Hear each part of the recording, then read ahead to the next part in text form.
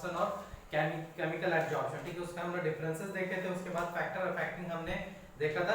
अब बेसिकली मैंने आपको पहले बोला था ये जो फैक्टर अफेक्टिंग हम जो डिस्कशन कर रहे हैं अब आगे, क्योंकि हालांकि हमारे सिलेबस में केमिकल एब्जॉर्प्शन उतना ही तक था, अब जो भी चीजें हम डिस्कशन कर रहे हैं फैक्टर अफेक्टिंग वो सारे के सारे हम फिजिकल एब्जॉर्प्शन के ऊपर ही सारे के सारे चीजें डिस्कशन कर रहे हैं। तो हमने नेचर ऑफ एब्जॉर्बेंट देखा, नेचर ऑफ एब्जॉर्बेंट देखा, इफेक्ट ऑफ टेम्परेचर हमने देख लिया। तो हमने आपको मैंने दोनों ग्राफ बता दिए, फिजिकल एब्जॉर्प्शन पे क्या इफेक्ट होगा, केमिकल एब्जॉर्प्शन पे क्या इफेक्ट है, दोनों ग्राफ देखे थे। अब जो हम इफेक्ट ऑफ प्रेशर पढ़ेंगे ये मेनली हमारे फिजिकल एब्जॉर्प्शन, देखो मेनली जो आपका पूरा सिलेबस घूमता है फिजिकल एब्जॉर्प्शन पे ही घूमता है, केमिकल एब्जॉर्प्शन तो नाम मात्र के बराबर ही है यहाँ पे, ठीक है। तो चौथा इफेक्ट है effect of pressure, effect of pressure, ठीक है। इसी को हम बोलते हैं एब्जॉर्प्शन आइसोथर्म, एब्जॉर्प्शन आइसोथर्म। और बहुत इंपॉर्टेंट पॉइंट है बेटा, ये 100% क्वेश्चन पूछे जाते हैं यहाँ से, वेरी वेरी इंपॉर्टेंट, ठीक है। एब्जॉर्प्शन आइसोथर्म क्या होता है, देखो भैया graphs which show the variation, which show the variation, which show the variation of extent of absorption, of extent of absorption, of extent of absorption with pressure, with pressure at constant temperature, at constant temperature, at constant temperature are known as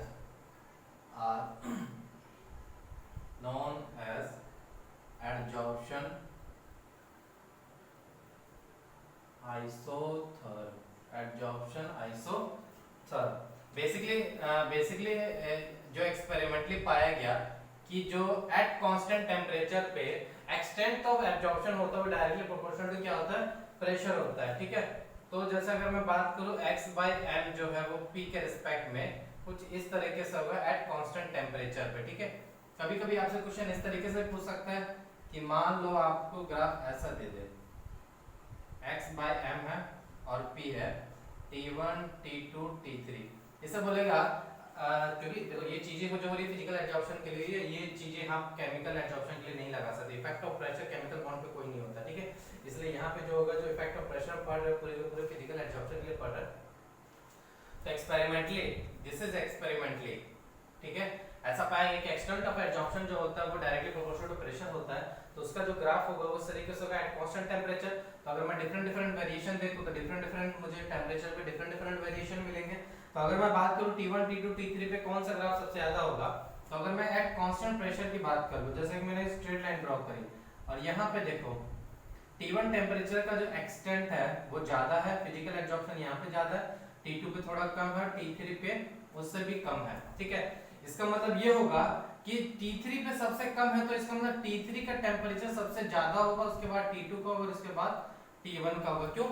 क्योंकि जैसे जैसे temperature high करते जाते हो आप physical absorption क्या होता है, डिजॉर्प्शन में कन्वर्ट हो जाता है, तो फिजिकल के रेट ऑफ फिजिकल एब्जॉर्प्शन क्या होता है, घटने लगता है। तो वही चीज यहाँ पे मैं आपको समझाने की कोशिश कर रहा था, ठीक है। चलो यहाँ तक अगर आपको चीजें समझ में आ चुकी हैं तो इसके बाद अगर हम नेक्स्ट, ये ऐसे ही जेई में भी क्वेश्चन पूछा गया था, ठीक है।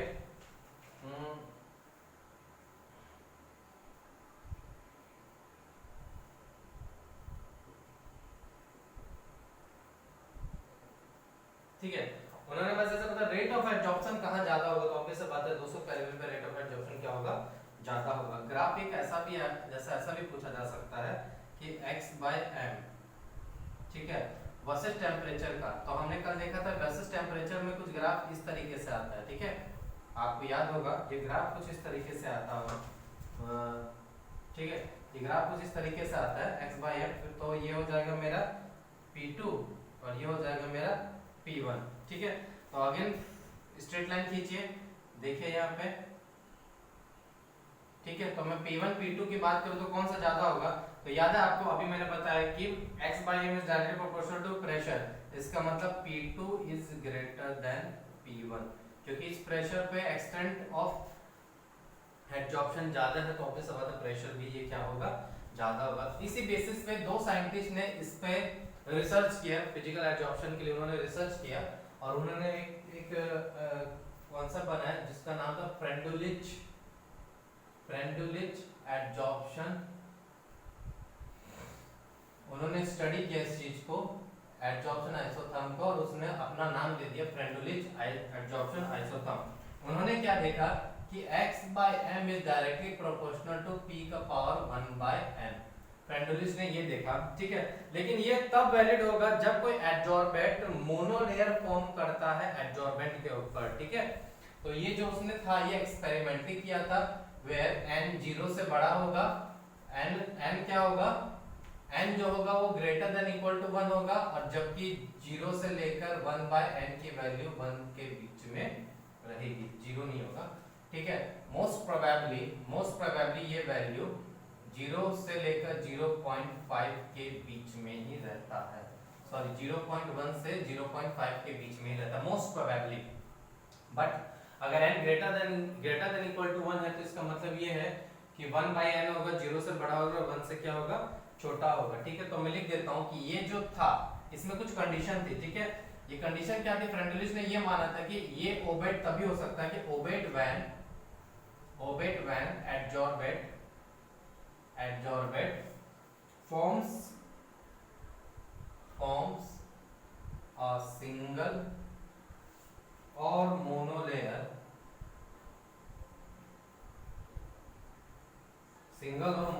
on the surface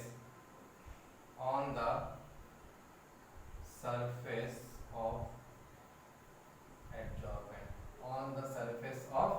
adsorbent। इसका मतलब ये, हाँ समझ में आया बात। ये वैलिड कब है कि जब कोई, अगर ऑब्वियस बात है फिजिकल एडजॉर्प्शन में क्या, कौन सा लेयर फॉर्म होता है, मोनोलेयर फॉर्म होता है, ठीक है। और इसका, और दूसरी बात क्या है कि और ये तभी वैलिड होगा जब एडजॉर्बेट कभी भी एडजॉर्बेंट के साथ सिर्फ और सिर्फ सिंगल या मोनोलेयर फॉर्म करे।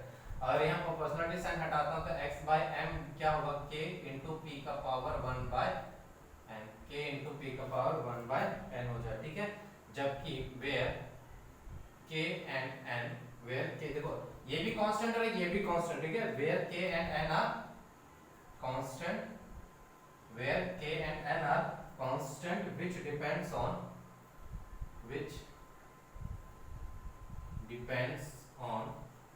nature of gas,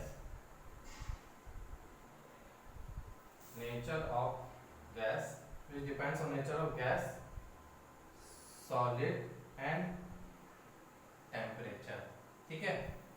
ये जो है एक तरीके का कांस्टेंट है जो सिर्फ डिपेंड करता है सॉलिड या गैस के नेचर के ऊपर और साथ ही साथ टेम्परेचर के ऊपर, ठीक है।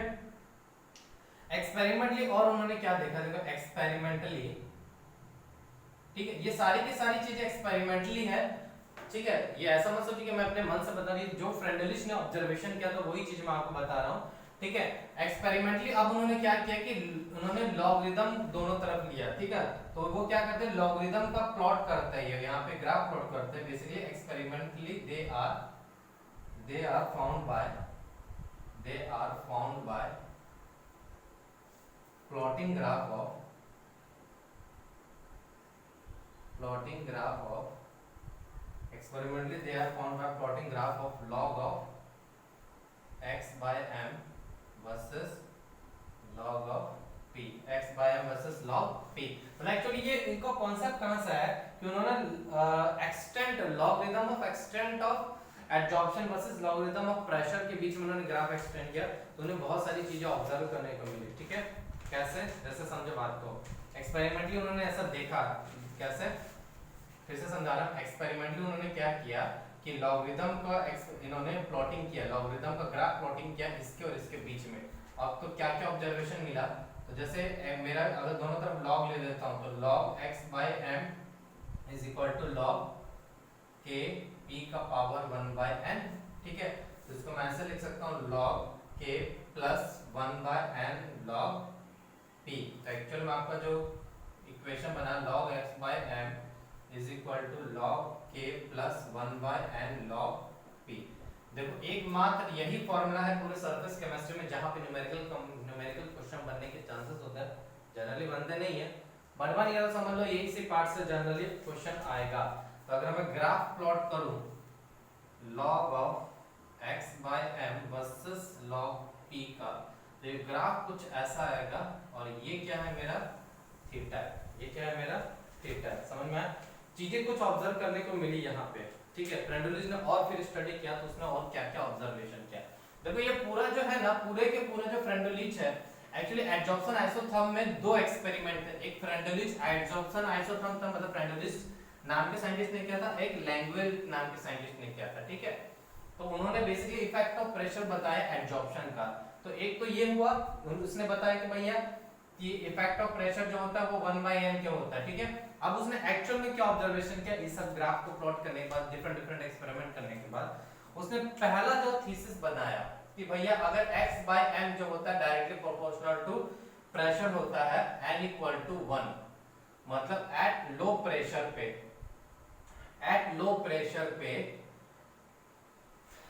प्रेशर पे एक्सटेंट ऑफ एडजॉर्प्शन होता है डायरेक्टली प्रोपोर्शनल होता है, ठीक है। जैसे थोड़ा और प्रेशर हाई करोगे तो ये क्या हो जाएगा 1/n टाइम्स हो जाएगा, ठीक है। ये क्या हो जाएगा 1/n times n greater then 1, जब एट मॉडरेट प्रेशर की बात हो, जब किसकी बात हो, एट मॉडरेट प्रेशर की।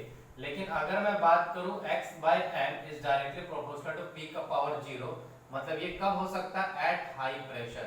जब बहुत ज्यादा हाई प्रेशर कर दोगे ना, जब बहुत ज्यादा हाई प्रेशर कर दोगे तब extent of adsorption independent of pressure हो जाता है। तो ये तीन चीजें उसने इस एक्सपेरिमेंट से उसने एक्चुअली में बताया।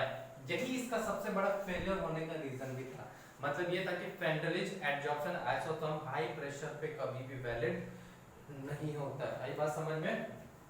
तो मैं लिख देता हूं Freundlich isotherm fails at high pressure. आई बात समझ में? इस जगह पे वो फेल हो गया था, ठीक है। अब इसके अकॉर्डिंग जो ग्राफ उन्होंने बनाया, ठीक है, x by m versus p का, इनिशियली देखो एट लो प्रेशर रीजन में उसने क्या ऑब्जर्व किया कि x बाय m तो डायरेक्टली प्रोपोर्शनल प्रेशर होगा, ठीक है। लेकिन जैसे थोड़ा मॉडरेट प्रेशर आया तो कर्व जैसा बनेगा। कैसा जैसा बनेगा? कर्व जैसा। तो ये वाला तो है मेरा लो प्रेशर का, लो प्रेशर। यहां से यहां मेरा क्या होगा? Moderate pressure. क्या होगा? Moderate pressure. और बहुत ज्यादा हाई प्रेशर में क्या हो जाएगा? स्ट्रेट लाइन हो जाएगा, मतलब इंडिपेंडेंट ऑफ प्रेशर हो जाएगा। ये क्या हो जाएगा? बहुत ज्यादा हाई प्रेशर। आई बात समझ में? ठीक है। तो this was your overall Freundlich isotherm, ठीक है। इसमें क्वेश्चन कैसा बन सकता है, देखो क्वेश्चन की अगर बात करूं, log x by m versus log p is provided for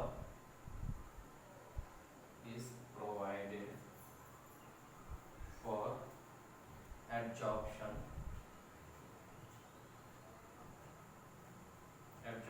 of NH3 gas on metal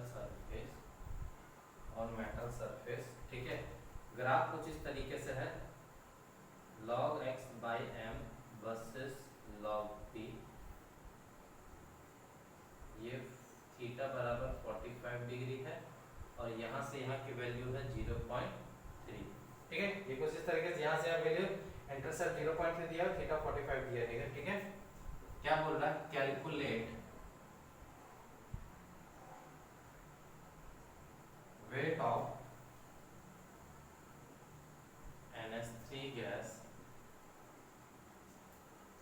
absorbed by 50 gram of metal surface at 2 atm pressure, log 2 बराबर 0.3 दिया। मान लो ये क्वेश्चन इस टाइप के जनरली पूछे जाते हैं एंट्रेंस वगैरह में भी, ठीक है। बहुत ज्यादा हाई लेवल के क्वेश्चन नहीं बनते इस पेपर, ठीक है।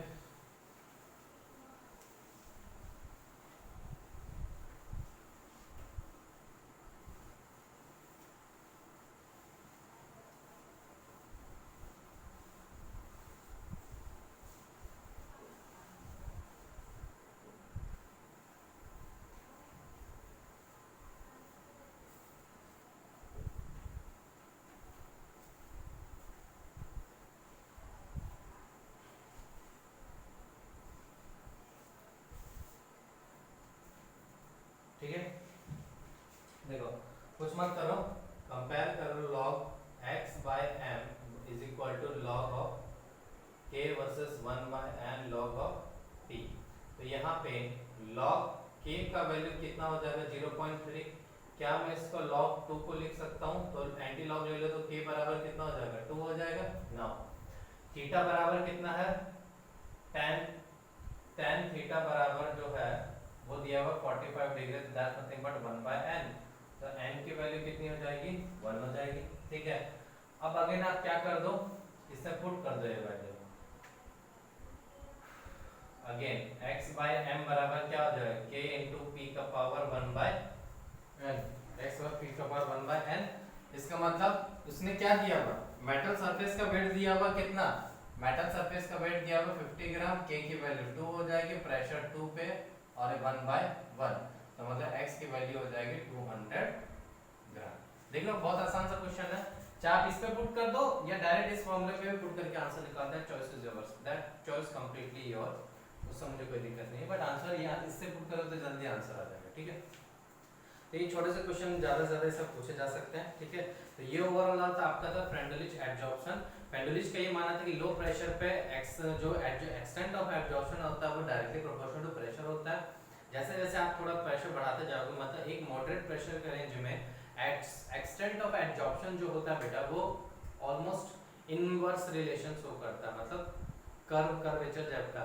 बट बहुत ज्यादा हाई प्रेशर कर दोगे तो उस केस में absorption and Freundlich absorption isotherm fail हो जाता है, उस केस में वो नहीं काम करता। ठीक है, इसके बाद आया लैंग्वेज एब्जॉर्प्शन आइसोथर्म।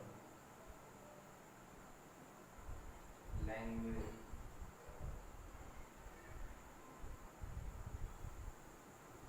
अच्छा वैसे इसको रफ कर देते हैं शुरू से बताओ।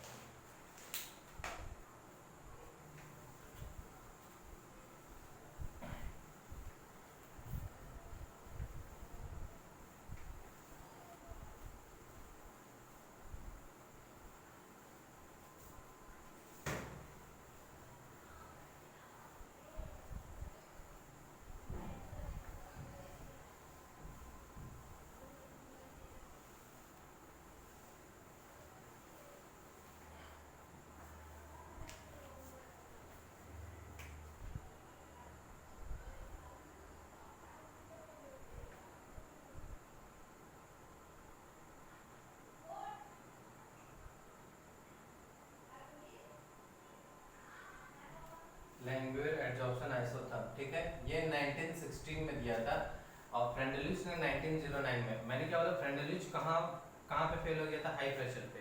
ये उसी ने यहाँ पे ये उसी ने उस पॉइंट को सुधारा था। ठीक है, अब एक्चुअली इसने क्या किया था समझो, एक मेटल सरफेस लिया, उसने ऐसा अजम्पशन माना। ठीक है, कुछ अजम्पशन माने उसने एक्सपेरिमेंट्स करके। ठीक है, क्या, जैसे जैसे ये गैसेस मॉलिक्यूल है, इस मेटल सरफेस के ऊपर जाके क्या हो जाएंगे, चिपक जाएंगे। मान लो ये गैसेस मॉलिक्यूल इस मेटल सरफेस के ऊपर आके क्या हो चुके हैं, चिपक चुके हैं। ठीक है, और प्रेशर P पे, यहाँ का प्रेशर मैंने कितना माना, प्रेशर कितना है P है, प्रेशर P है। तो कुछ एजम्पशन उसने क्या माने, तो पहला एजम्पशन उसने माना कि absorption of gases, absorption of gases on solid surface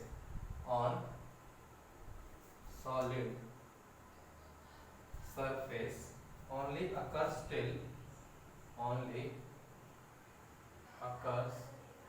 till whole of the surface of solid covered by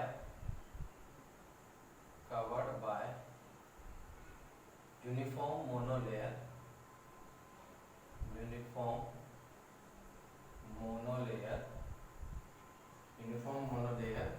by gas molecule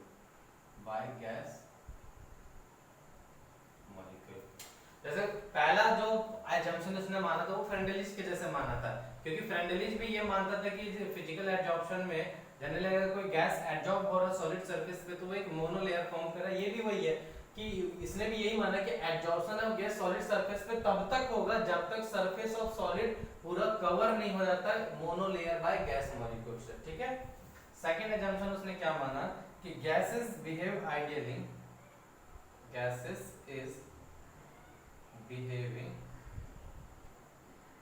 ideally during adsorption, मतलब आइडियल बिहेवियर होगा उनका, ठीक है, रियल और आइडियल याद है ना, वही, ठीक है। तीसरा एडजॉर्प्शन इंपॉर्टेंट था, gases adsorbed gas molecule will not interact with each other। कहने का मतलब है कि अगर कोई गैस एडजॉर्ब हुआ तो उसको ये मतलब नहीं कि उसका बगल वाला खाली है कि कोई भरा हुआ है या कोई मॉलिक्यूल है, मतलब ये अपने आप में स्टेबल है, एक बार एडजॉर्ब हो गया उसको बगल वाले से कोई मतलब नहीं है, ठीक है। ये तीसरा था, ठीक है। चौथा क्या था, they occurs two opposite type of process, ठीक है, there occur two type of process, ठीक है। पहला इस दौरान यहाँ पे दो टाइप में प्रोसेस होता है, पहला एडजॉर्प्शन और कंडेंसेशन ऑफ गैस मॉलिक्यूल। पहले मैं इसको लिख देता हूँ फिर आपको समझाता हूँ। On free surface, on free surface, ठीक है। सेकंड है डिजॉर्प्शन, डिजॉर्प्शन और इवोपरेशन, और इवोपरेशन ऑफ एडजॉर्ब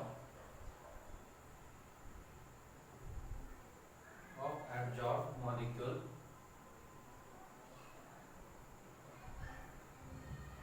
from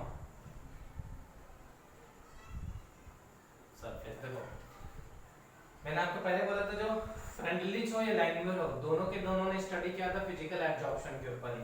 तो मैंने क्या बोला था, एक्चुअली फिजिकल एडजॉर्प्शन कौन सा प्रोसेस है, इक्विलिब्रियम प्रोसेस होता है। तो अगर एडजॉर्प्शन हो रहा है या कंडेंसेशन हो रहा है फ्री सरफेस है, मान लो कवर्ड है और कंडेंसेशन हो रहा है, मतलब गैस मॉलिक्यूल कंडेंस्ड होकर सरफेस पे जा रहा है, तो उतना ही गैस मॉलिक्यूल इवेपोरेट होकर ऊपर भी जाएगा, मतलब जितना एडजॉर्प्शन होगा उतना ही डिजॉर्प्शन भी होगा। ओवरऑल हमेशा ही क्या रहेंगे, इक्विलिब्रियम पे रहेंगे। आई बात समझ में? तो यहां से समझो कि लेट अगर थीटा मैंने ऐसा माना, वहां पे थीटा स्लोप था बट यहाँ पे थीटा कुछ और है। थीटा यहाँ पे क्या है, फ्रैक्शन ऑफ सरफेस है, fraction of surface covered by atom, covered by atom, ठीक है। लेकिन अगर मैं 1 माइनस थीटा की बात करूं, 1 माइनस थीटा, थीटा फ्रैक्शन वो है जो एटम कवर कर रहा है सरफेस का, तो 1 माइनस थीटा क्या होगा, फ्री स्पेस होगा मेरा, फ्रैक्शन ऑफ सरफेस एम्प्टी, जो खाली होगा वो होगा मेरा, ठीक है। तो क्या मैं बोल सकता हूं रेट ऑफ एडजॉर्प्शन। अब रेट ऑफ एडजॉर्प्शन किसके ऊपर डिपेंड करता है, जो भैया खाली स्पेस होगा, क्योंकि जितना खाली स्पेस होगा उतना ज्यादा रेट ऑफ एडजॉर्प्शन होगा मेरा। तो रेट ऑफ एडजॉर्प्शन जो होगा वो 1 माइनस थीटा होगा, और साथ ही साथ रेट ऑफ एडजॉर्प्शन प्रेशर पे भी डिपेंड करता है ना। तो बोल सकता हूं मैं जब दोनों को कंबाइन करूंगा तो रेट ऑफ एडजॉर्प्शन होगा P into 1 माइनस थीटा हो जाएगा, ठीक है। चलो यहां तक अगर समझ में आ गया। अगर मैं बात करूं रेट ऑफ डिजॉर्प्शन, तो वो क्या डिपेंड कर, रेट ऑफ डिजॉर्प्शन मतलब कितना गैस मॉलिक्यूल भरा हुआ और कितना डिजॉर्प्शन मतलब कितना जाने वाला मेटल सरफेस, तो वो समझो एडजॉर्प्शन खाली स्पेस पे डिपेंड करेगा, भैया कितना गैस मॉलिक्यूल एडजॉर्ब हो सकता है, जितना सरफेस एरिया एम्प्टी होगा उतना ज्यादा मॉलिक्यूल एडजॉर्ब होंगे, वो डिपेंड करेगा, वो होता है मेरा एडजॉर्प्शन वाला रेट। रेट ऑफ डिजॉर्प्शन कितना, भाई कितना जगह भरा हुआ और उसमें से कितना मॉलिक्यूल निकलने वाला, और जितना भरा हुआ है उतना ही मॉलिक्यूल निकलेगा, मतलब वो ही मॉलिक्यूल क्या डिसाइड करेगा, मतलब वही सरफेस क्या डिसाइड करेगा, रेट ऑफ डिजॉर्प्शन डिसाइड करेगा। तो रेट ऑफ डिजॉर्प्शन क्या हो जाएगा मेरा, थीटा के बराबर हो जाएगा, डायरेक्टली प्रोपोर्शनल टू थीटा हो जाएगा, ठीक है।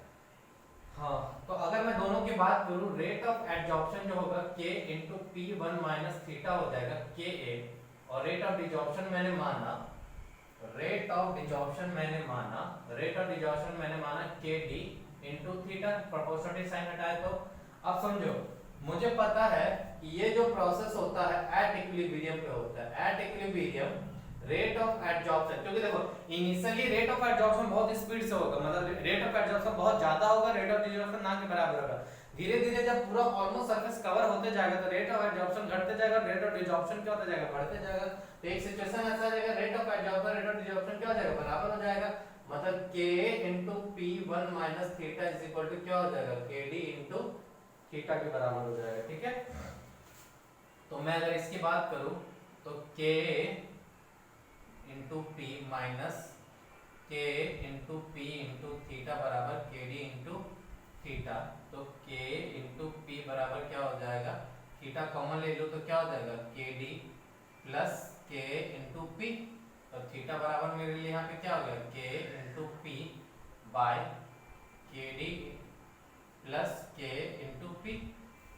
ठीक है, कुछ इस तरीके से इक्वेशन बनेगा मेरा, हाँ या ना।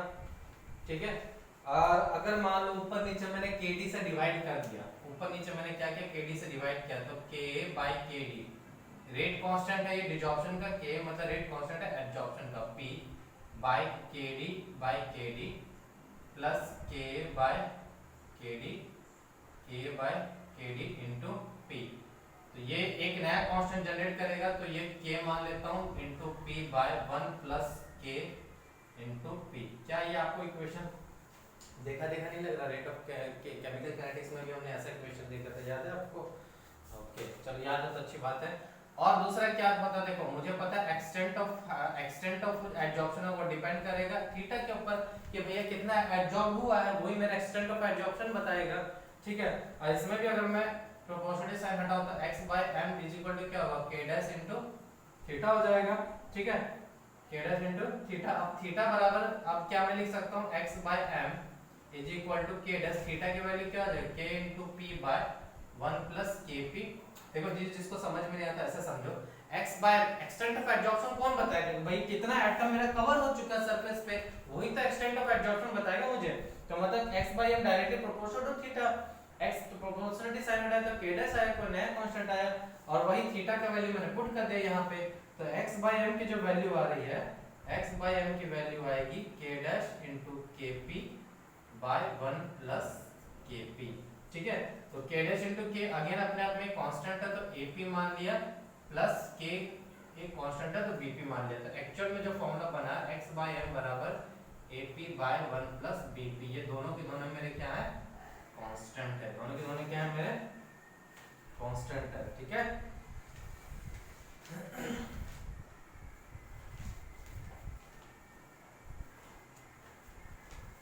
ठीक है, अब इसको मैं ऐसे भी कर सकता, अगर मैं इसको रिवर्स कर दूं मतलब 1 बाय x बाय m, इसको मैं ऐसा भी लिख सकता हूं 1 प्लस bp बाय ap, तो इसको मैं ऐसा लिखता हूं 1 by ap plus b by a। तो एक्चुअल में इक्वेशन क्या बनेगा आपका, 1 by x by m is equal to 1 by a into 1 by p plus b by a, ये एक इक्वेशन बन सकता है। तो इसका मतलब जो होगा आपका जो ग्राफ बनेगा, ठीक है, x बाय m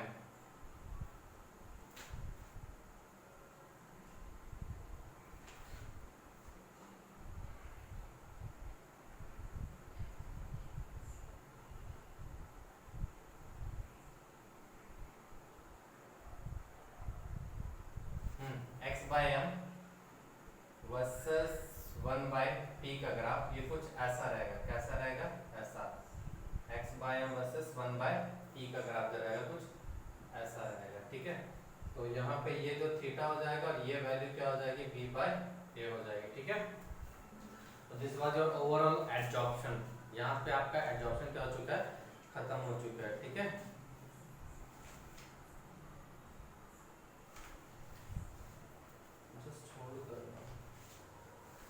ओके, ठीक है, एक मिनट होल्ड करना।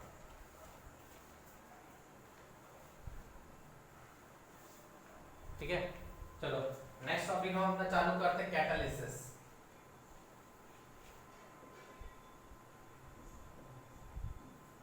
ठीक है, पहला पार्ट हमारा खत्म हो चुका है यहाँ पे सरफेस केमिस्ट्री का, नेक्स्ट पार्ट है कैटालिसिस। ठीक है, कैटालिस्ट आपने थोड़ा बहुत केमिकल इक्विलिब्रियम पढ़ा है, केमिकल काइनेटिक्स में भी हमने थोड़ा बहुत डील किया था, बस उसी को यहाँ पे थोड़ा हल्का सा डेप्थ में डील करना है, ठीक है।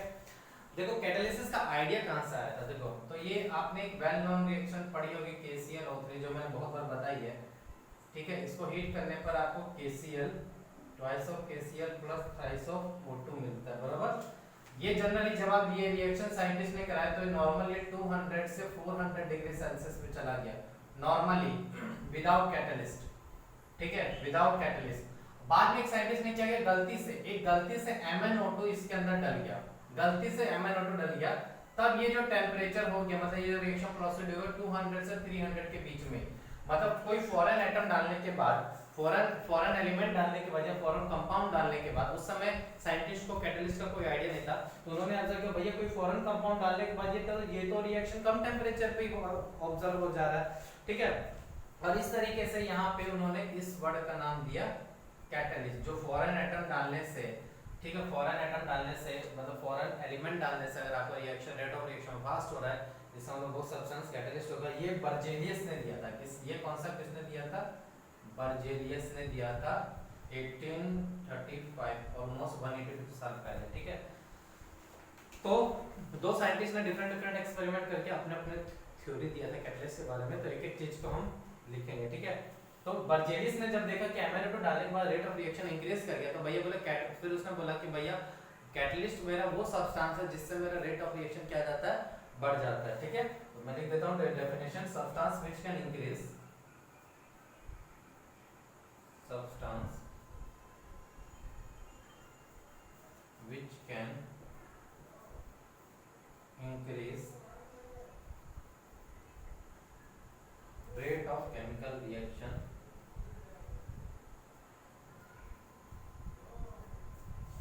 is known as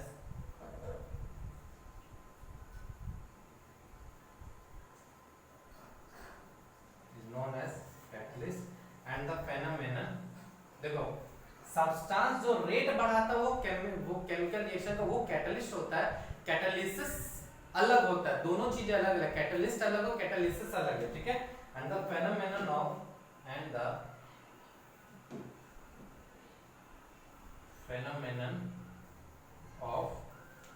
increase of rate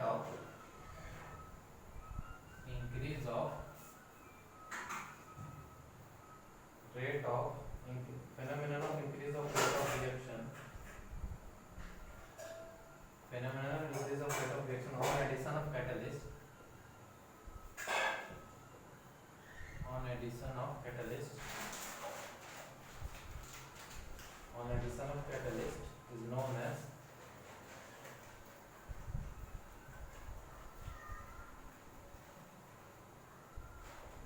is known as catalysis, ठीक है।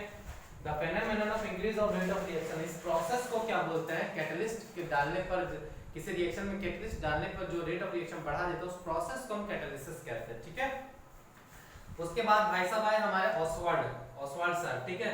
ये 1835 में और इन्होंने 1895 में फिर अपना लॉजिक दिया, ठीक है।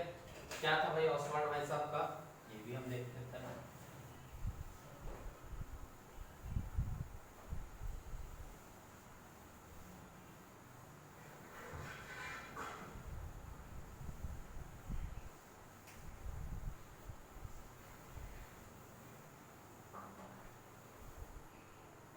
ठीक है, ओसवाल्ड ने क्या माना, 1895 में, ठीक है। ओसवाल्ड का ये मानना था अगर ऐसा फॉरेन एलिमेंट किसी रिएक्शन में डालने पर किस रिएक्शन की एनर्जी में कोई डिस्टरबेंस नहीं करता है तो उस सब्सटेंस को हम क्या कहते हैं, कैटलिस्ट कहते हैं। ये ओसवाल्ड का मानना था, ठीक है। तो catalyst is a substance, a catalyst is a substance which alters rate of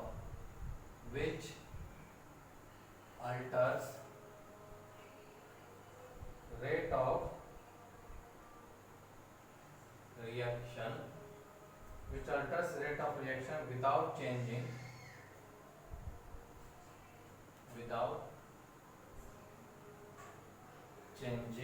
without changing overall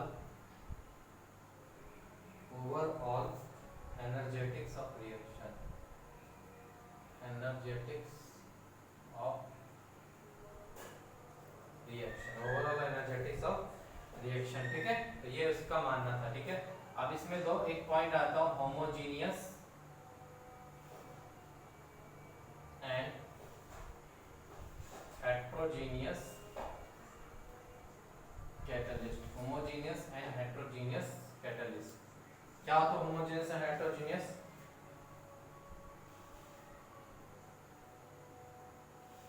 homogeneous catalyst, ठीक है। When reactant and catalyst are in same phase, ठीक है। होमो मतलब सेम, जब reactant and catalyst same phase में हो, are in same phase, उसको हम बोलते हैं होमोजीनियस कैटलिस्ट बोलते हैं।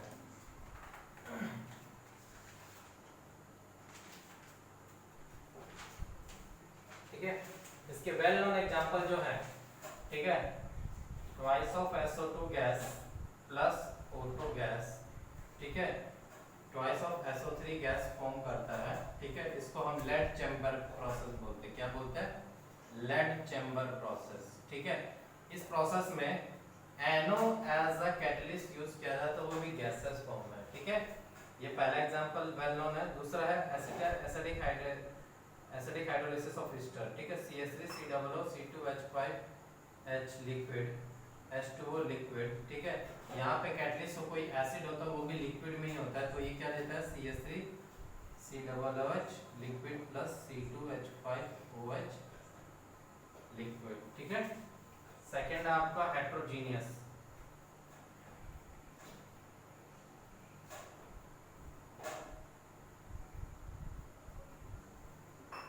हेट्रोजीनियस कैटलिस्ट की बात कर रहे हैं, ठीक है। इसको सरफेस कैटालिसिस भी बोलते हैं, ठीक है, सरफेस कैटलिस्ट भी बोलते हैं, ठीक है। हेट्रो मतलब जब सेम फेज में नहीं होंगे, ठीक है। When reactant and catalyst are in different phase, when reactant and catalyst are in different phase, then catalyst are then the catalyst are known as hetero catalyst, ठीक है। इसमें वेल नोन एग्जांपल जैसे मैं आपको बताऊं, ठीक है, SO2 गैस, ठीक है, प्लस O2 गैस, ठीक है, यही सेम रिएक्शन है, ठीक है। लेकिन अगर ये कांटेक्ट प्रोसेस के थ्रू बनाते हैं, किसके थ्रू? कांटेक्ट प्रोसेस के थ्रू बनाते हैं, तो इसके अंदर जो यूज होता है प्लेटिनम सॉलिड हम एज अ कैटलिस्ट यूज करते हैं, ठीक है। N2 plus 3H2 Haber's process well known process होता है इसके लिए।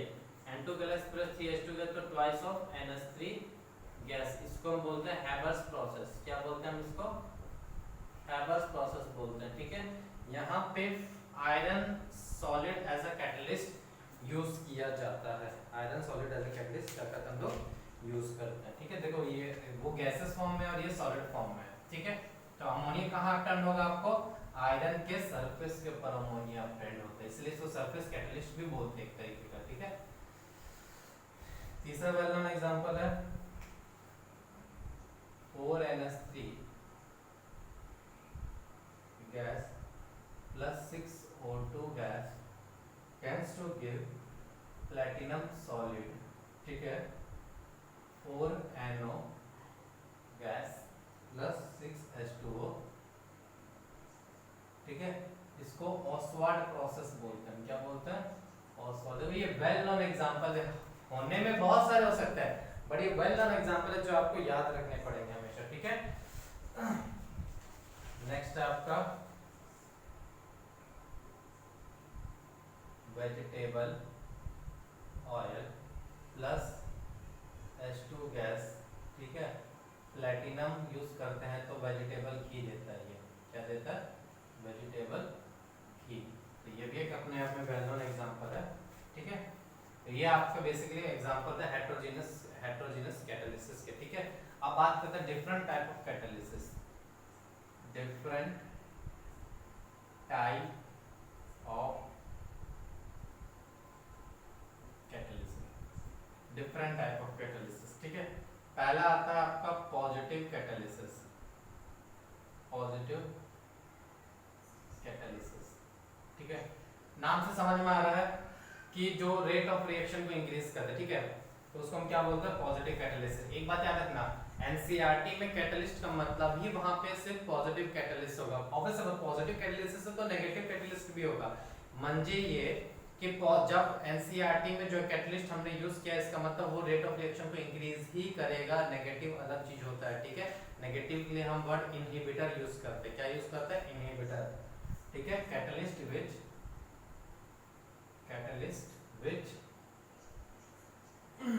इंक्रीज रेट ऑफ रिएक्शन,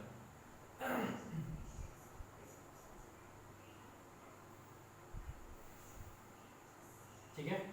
जैसे फॉर एग्जांपल आपने हमने ग्राफ केमिकल कैटालिस्ट में किया था रिएक्शन कोऑर्डिनेट के ऊपर, ये ऐसा ग्राफ है मान लो विदाउट कैटलिस्ट, और ये कौन सा हो जाएगा विद कैटलिस्ट। कैटलिस्ट का काम क्या होता है, थ्रेशोल्ड एनर्जी को घटा देगा, थ्रेशोल्ड घटने से एक्टिवेशन एनर्जी क्या हो जाएगी, घट जाएगी, ठीक है। तो ये हो जाएगा आपका पॉजिटिव कैटलिस्ट के बारे में, ठीक है। सेकंड है आपका negative catalyst,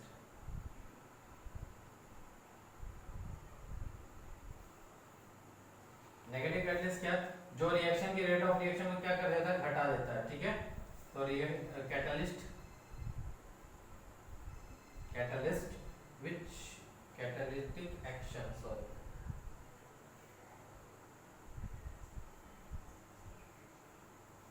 catalytic action due to which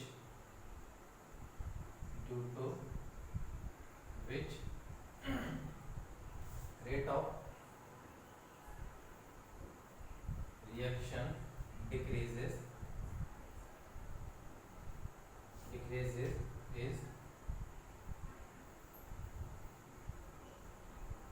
known as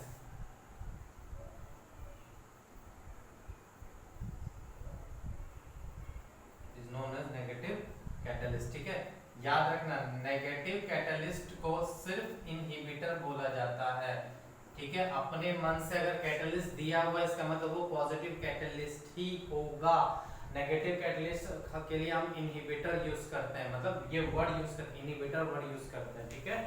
चलो इसका वेल नोन देखो, इसका वेल नोन एग्जांपल है ट्वाइस ऑफ H2O2, ठीक है। H2O2 एक ऐसा एक्वस है ना जो डिकम्पोज इजीली कर जाता है, इवन तो आप उसको ग्लास में भी नहीं रख सकते, ग्लास में भी आप क्या, ग्लास में भी इजीली डिकम्पोज कर जाता है। तो इसको आप मुझे भाई ऑब्वियस सी बात है, मुझे H2O2 लिक्विड चाहिए और उसको मुझे स्टोर करके रखना है, तो आप कैसे रखोगे, तो इसमें क्या करते हैं हम थोड़ा सा ग्लिसरीन मिक्स कर देते हैं, क्या कर देते हैं हम थोड़ा ग्लिसरीन मिक्स करते हैं, और इस वजह से अभी भी होगा लेकिन बहुत कम अमाउंट में होगा, बहुत कम अमाउंट में होता है, ठीक है। इसका और बेस्ट एग्जांपल है क्लोरोफॉर्म। क्लोरोफॉर्म को जब हम ऑक्सीजन के साथ ऑक्सीडेशन करवाते हैं, एरियल ऑक्सीडेशन कराते हैं, तो ये भी बहुत जल्दी होता है और ये पॉइजनस गैस बना देता है, क्या बना देता है, तो इसके रेट ऑफ रिएक्शन को घटाने के लिए हम थोड़ा बहुत अल्कोहल इसमें मिक्स कर देते हैं, ठीक है। क्या कर देते हैं, अल्कोहल मिक्स कर देते हैं, ठीक है। तो ये आपका हो गया negative catalysis.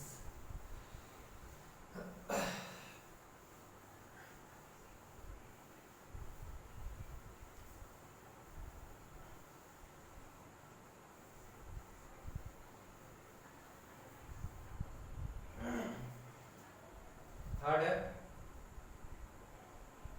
Auto catalyst, auto catalysis या ऑटो कैटालिस्ट, ठीक है। ऑटो कैटालिस्ट मतलब ऑटो चलाने वाला, ऑटो नहीं, जो ऑटो मतलब अपने आप जनरेट होने वाला, ठीक है, उसको हम ऑटो कैटालिस्ट बोलते हैं। तो इस तरीके में क्या होता है ना कि इनिशियली तो रिएक्शन क्या होता है, बहुत स्लो होता है, लेकिन जैसे जैसे प्रोडक्ट बनते जाएगा, बहुत जैसे हो सकता है बहुत सारे प्रोडक्ट बनते, तो उनमें से कुछ एक ऐसा प्रोडक्ट होगा ना जो कैटलिस्ट के जैसे यूज वो प्रोडक्ट ही कैटलिस्ट बन जाता है, और इस वजह से रेट ऑफ रिएक्शन क्या होता है, अचानक से बढ़ जाती है। तो इनिशियली बहुत कम रहता है, धीरे धीरे क्या होता है, ये जैसे जैसे प्रोडक्ट बनते जाएगा वो प्रोडक्ट वही कैटलिस्ट के जैसे काम करता है, वो रेट ऑफ रिएक्शन को क्या कर देता है, बढ़ा देता है, ठीक है। So there are certain reaction. There are certain reaction which are slow in start, which are slow in start, but gradually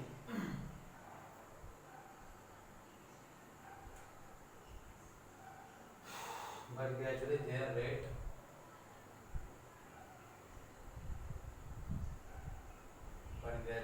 rate increases as reaction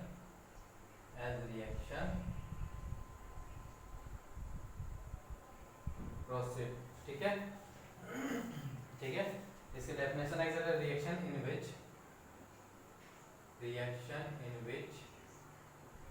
one of the product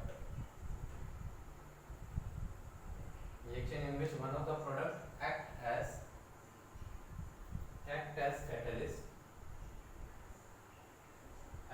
catalyst and increases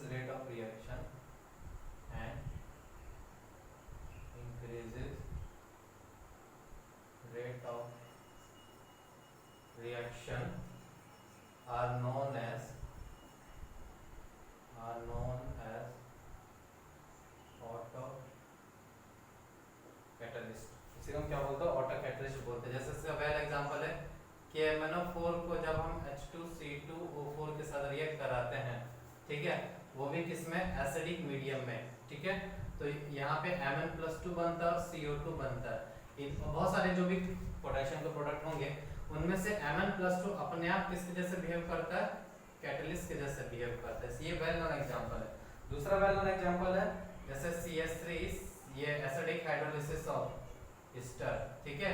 ये भी क्या होता है, ये भी H+ medium में कराते हैं, तो ये आपको क्या जाता है, CH3COOH + C2H5OH। एसिडिक हाइड्रोलिसिस का मतलब ये कि ये किसके जैसे बिहेव करेगा, कैटलिस्ट के जैसे बिहेव करेगा। क्यों, क्योंकि ये कुछ ना कुछ H+ भले देखो मानता हूँ CH3COOH एक वीक एसिड है, तो ये थोड़ा सा H+ तो जनरेट जरूर करेगा। तो जो H+ जनरेट करेगा तो इसका मतलब यहाँ पे एसिड, यहाँ पे H+ का कंसंट्रेशन बढ़ा, इसका मतलब रेट ऑफ जैसे rate of concentration of catalyst बढ़ता है तो रेट ऑफ रिएक्शन भी बहुत ट्रिमेंडस अमाउंट में बढ़ता है। अगर आपको याद होगा तो इसका जो रेट का एक्सप्रेशन होता है वो CH3COOH + H+, ठीक है, सॉरी CH3COOH C2H5, ठीक है। तो यहाँ देखो H+ के रेट पे भी डिपेंड करता है। तो जैसे CH3COOH बना तो हल्का सा H+ का कंसंट्रेशन बढ़ेगा, जिस वजह से रेट ऑफ रिएक्शन भी क्या हो जाता है, बढ़ जाता है, ठीक है। Fourth one is induced catalyst. क्या होता है, इंड्यूस्ड कैटलिस्ट।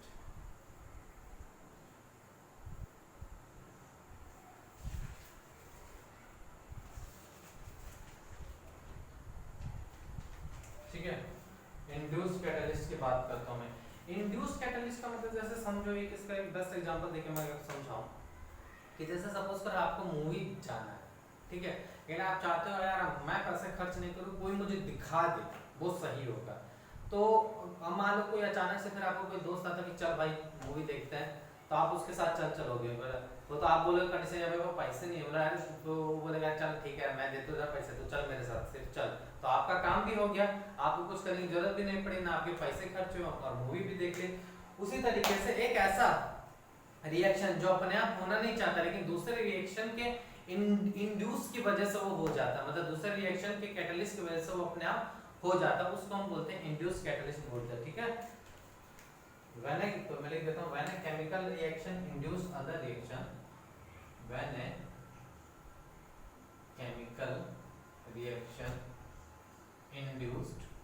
induced की आप इन्फ्लुएंस भी बोल सकते हो, वो भी सही वर्ड है। Chemical reaction induce other reaction, then it is known as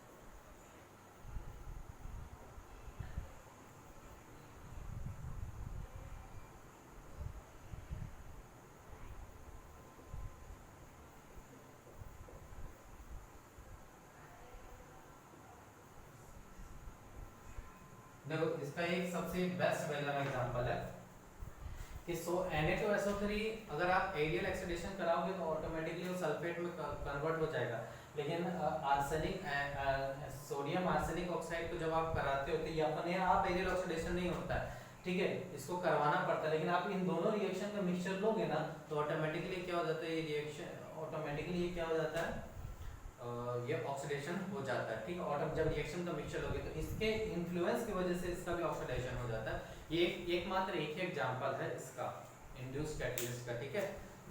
तो this is overall your types of catalysis, different type of catalysis, okay.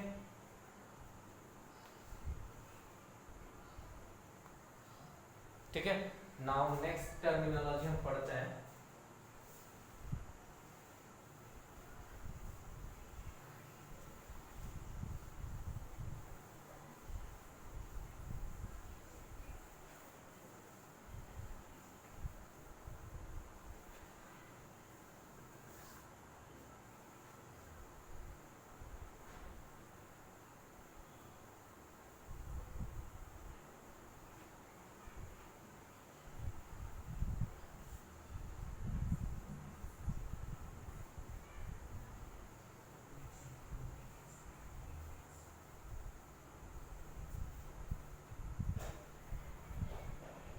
चलो ठीक है, नेक्स्ट टर्मिनोलॉजी आपका नेक्स्ट टॉपिक है हमारा other term related to catalysis. ये last topic है हमारा आज के सेशन का, 8 other term related to catalysis, other term related to catalysis, ठीक है। पहला है कैटालिटिक प्रमोटर,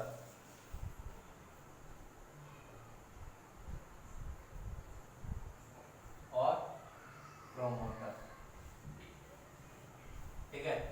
सिंपल भाषा में प्रमोट करे, क्या करे, प्रमोट करे। जैसे रोटरी एकेडमी का चैनल है, कोई कंपनी एडवांस लेती है रोटरी एकेडमी से कि भैया मेरा चैनल नहीं है लेकिन मैं आपके चैनल को प्रमोट करता हूँ, ठीक है। बहुत सारे आपने इंस्टाग्राम के स्टार वगैरह को देखा होगा, वो बहुत सारे ब्रांड्स को क्या करते हैं, प्रमोट करते हैं। हालांकि वो ब्रांड उनका नहीं है लेकिन वो तभी क्या करते हैं, प्रमोशन का काम करते हैं। तो इसी तरीके से एक ऐसा कैटलिस्ट, एक ऐसा सब्सटेंस जो खुद कैटलिस्ट नहीं है, याद रखना, ऐसा सब्सटेंस जो खुद कैटलिस्ट नहीं है लेकिन वो रेट और कैटलिस्ट के एक्टिविटी को बढ़ाता है, जिसकी वजह से रेट ऑफ रिएक्शन बढ़ता है, तो उसको हम क्या बोलते हैं, कैटालिटिक प्रमोटर बोलते हैं, ठीक है। The substance which itself substance which itself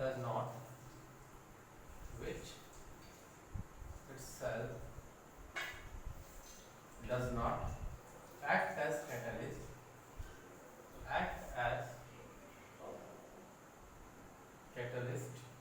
but their presence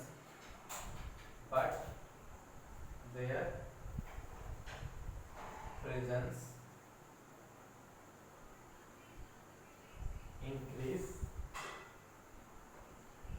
activity of catalyst, ठीक है, are known as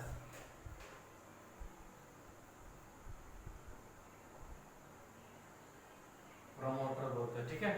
जैसे example N2 + 3H2 same reaction है, Fe सॉलिड हमने क्या लिया था, यहाँ पे कैटलिस्ट लिया था और उसकी जगह पे मैंने क्या लिया, मोलिब्डेनम सॉलिड लिया, तब ये प्रोमोटर के जैसे यूज होता है, ये कैटलिस्ट के जैसे यूज होता है, इसका रेट ऑफ रिएक्शन और फास्ट हो जाता है, ठीक है। अब ये स्टडी कैसे किया गया, समझो बात को। जैसे N2 + 3H2 सिंपल मुझे ट्वाइस ऑफ NH3 मिल रहा है, ये सपोज करो R1 है, N2 + 3H2 अगर मैंने Fe के साथ यूज किया, ठीक है, और इसका रेट ऑफ रिएक्शन R2 है, N2 + 3H2 अगर मैंने सिर्फ मोलिब्डेनम के जैसे यूज किया तो ये मेरा R3 होगा, और सपोज करो ऐसा मैंने यूज किया Fe + मोलिब्डेनम और तभी यही रिएक्शन है, तब इसका रेट ऑफ रिएक्शन R4 है। आपको सपोज कर ऐसा क्वेश्चन के फॉर्मेट में भी दे सकता है, सपोज करो ये क्वेश्चन के फॉर्मेट में भी दे दिया और इसमें बोला रेट ऑफ द रिएक्शन को बताओ, तो क्या मैं ऐसा बोल सकता हूँ R1 R3 के बराबर होगा, क्यों, क्योंकि भैया इसका तो कोई रोल ही नहीं है, क्योंकि प्रोमोटर कभी भी कैटलिस्ट के जैसे यूज नहीं होता है, तो ये डालो या ना डालो कोई फर्क नहीं है, ये रेट ऑफ रिएक्शन को कुछ नहीं बढ़ाता है। इसका मतलब R1 और R3 का रेट बराबर होगा, ठीक है। उसके बाद किसका होगा, R2 का होगा, क्योंकि कैटलिस्ट से तो थोड़ा रेट बढ़ गया, प्रोमोटर डालने से और ज्यादा रेट बढ़ गया, ठीक है। प्रोमोटर क्या कर दिया, कैटालिटिक एक्टिविटी को और बढ़ा दिया, तो R4 जो होगा R2 से भी क्या होगा, ज्यादा होगा। आई बात समझ में? तो इस टाइप के क्वेश्चन भी आपसे क्या हो जा सकते हैं, पूछे जा सकते हैं, ठीक है। नेक्स्ट है आपका पॉइजंस, ठीक है। Poisson's, catalytic Poisson's. Poisson's again ऐसा सब्सटेंस जो खुद कैटलिस्ट नहीं हो लेकिन कैटालिटिक एक्टिविटी को घटा दे तो वो पॉइजन हो गया। तो substance which decreases, substance which decreases or destroy activity of catalyst, catalyst की एक्टिविटी को जब घटा देता है, डिस्ट्रॉय कर देता है, उसको हम पॉइजंस कहते हैं, ठीक है। यही एग्जांपल जैसे N2 3H2 twice of NH3 है। अब आयरन के साथ मैं क्या कर दूं, H2S भी डाल दूं, H2S गैस, तो ये क्या करता है, H2S गैस पॉइजन के जैसे काम करता है, ठीक है। जैसे इसी का एग्जांपल लो, N2 + 3H2, ये दिया ट्वाइस ऑफ NH3, ये विदाउट कैटलिस्ट का रेट ऑफ रिएक्शन, ठीक है। ये भी क्वेश्चन के फॉर्मेट में है, ठीक है। N2 + 3H2 Fe के साथ ट्वाइस ऑफ NH3, ये R2 होगा, सिर्फ H2S गैस लिया, ये R3 होगा, और ये क्या होगा, R4, Fe और H2S लिया, ठीक है, ये हो जाएगा R4। तो अब आप मुझे बताओ, क्या R3 सबसे कम होगा? नहीं, मैंने अभी भी बोला प्रोमोटर और पॉइजन खुद एक कैटलिस्ट नहीं होते हैं, ये क्या करते हैं, कैटलिस्ट की एक्टिविटी को घटाते हैं। लेकिन आप सिर्फ कोई प्रोमोटर यूज करिए या सिर्फ पॉइजन यूज करें तो उनका रेट ऑफ रिएक्शन में कोई फर्क नहीं पड़ता है। इसका मतलब अगेन R1 तो बराबर क्या हो जाएगा, R3 हो जाएगा। अब ये और ये खत्म हो चुका, अब R2 और R4 में कौन बड़ा होगा? तो ऑब्वियस सी बात है R4 क्या कर रहा है, मेरा कैटालिटिक एक्टिविटी घटा रहा है, इसका मतलब सबसे ज्यादा किसका होगा, R2 का होगा, क्योंकि इसमें कोई पॉइजन नहीं है। तो ऑब्वियस सी बात है R2 R4 से एनी हाउ क्या होगा, ज्यादा होगा। ये बात समझ में? तो ओवरऑल इसे ग्राफ की मैं बात करूं, ठीक है, जैसे सपोज करो ये बहुत ऐसा ग्राफ मान लो समझने के लिए, ठीक है। ये रेट है विद कैटलिस्ट, ठीक है। ये रेट लिया आपने विदाउट कैटलिस्ट, थोड़ा ध्यान से समझना, दिमाग लगाना थोड़ा, बच्चे हो सके तो, ठीक है। अगर मैंने क्या किया, इनहिबिटर यूज किया, और तो क्या हो जाएगा, रेट मेरा डिक्रीज हो जाएगा, मतलब मैं कुछ यहाँ पे आ जाऊंगा। तो ये कौन सा होगा, नेगेटिव कैटलिस्ट वाला रेट होगा। कौन सा होगा, नेगेटिव। यहाँ पे था मैं और मैंने इस जगह पे इनहिबिटर यूज किया, तो इस रेट से भी रेट मेरा क्या हो जाएगा, नेगेटिव कैटलिस्ट से कम हो जाएगा। नेगेटिव कैटलिस्ट, इनहिबिटर की बात कर रहा हूं मैं, इनहिबिटर, ठीक है। अब मैंने क्या किया, कैटलिस्ट यूज किया, तो मैं यहां से यहां जंप कर सकता हूं, मेरा रेट बढ़ जाएगा, ठीक है। अब यहां पे आने के पर, अब सपोज करो कैटलिस्ट के साथ में रिएक्शन चल रहा है, और सपोज करो मैंने उसमें क्या कर दिया, पॉइजन डाल दिया। तो पॉइजन डालने के बाद मैं कुछ यहां आ जाऊंगा, मतलब कुछ इस जगह पे आ जाऊंगा, बट ऐसा नहीं कि विदाउट कैटलिस्ट से भी कम हो जाएगा। कैटलिस्ट तो है ना, कैटलिस्ट है ना, बस थोड़ा सा वो एक्टिविटी डिक्रीज करता है, इसका मतलब कि पूरा डिक्रीज कर देगा, पूरा डिक्रीज कभी भी नहीं करेगा। विद कैटलिस्ट से उसका हमेशा रेट क्या होगा, कम होगा। तो ये वो कौन सा है, कैटलिस्ट प्लस पॉइजन, ठीक है। और मान लो अगर मैंने क्या कर दिया, मैंने प्रोमोटर यूज कर दिया, तो रेट मेरा कैटलिस्ट से भी ज्यादा क्या हो जाता है, बढ़ जाता है। तो ये कौन सा है, कैटलिस्ट प्लस प्रोमोटर वाला, ठीक है।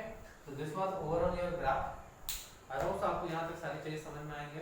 तो ऑलमोस्ट हमने कैटलिस्ट के बारे में जो था बेसिक चीजें वो हमने पढ़ ली, बाकी कल और इनके मैकेनिज्म पढ़ेंगे हम इनके बारे में कि कैसे कैसे कैटलिस्ट काम करता है। ये तो मैंने कैटलिस्ट के बारे में पूरी जानकारी दी है, ठीक है।